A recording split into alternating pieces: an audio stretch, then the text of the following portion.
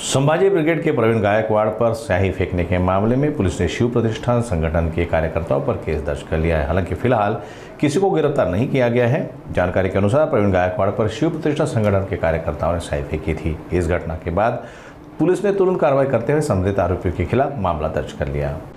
श्री छत्रपती हे नाव लावावे या कारणावरून शिवधर्म फाउंडेशनचे अध्यक्ष दीपक काटे, राहणार इंदापूर, जिल्हा पुणे व इतर कार्यकर्त्यांनी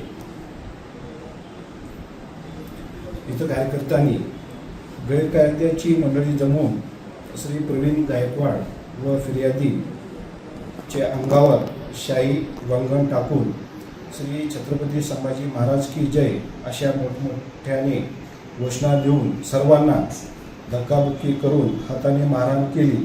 तसेच इनोवा गाडीच्या समोरच्या काचेवर दगड मारून नुकसान केले। यातील फिर्यादी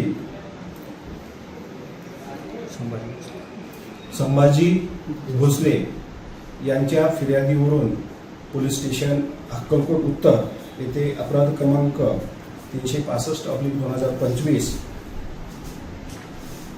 प्रमाणे गुन्हा दाखल झालेला असून सदर गुन्ह्यात एकूण 7 आरोपींविरुद्ध गुन्हा दाखल झालेला आहे आणि सदरचा गुन्हा हा जामीनपात्र असल्यामुळं यातील आरोपींना अटक न करता त्यांच्यावर त्या सर्व 7 आरोपींवर प्रतिबंधात्मक कारवाई करत आहोत। सर, यातला जो मुख्य आरोपी आहे दीपक काटे, तो कालपासून पोलिसांच्या ताब्यात असल्याची माहिती आहे। त्याची सध्याची स्थिती काय आणि कशा पद्धतीनं प्रिव्हेंटिव्ह ॲक्शन आपण करतोय त्याच्यावर?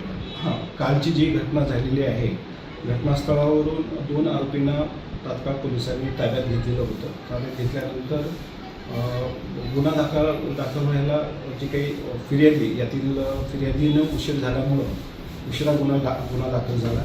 त्यानंतर या जे 2 ताब्यात घेतलेले जे 2 आरोपी होते, ते आरोपी ताब्यात होते।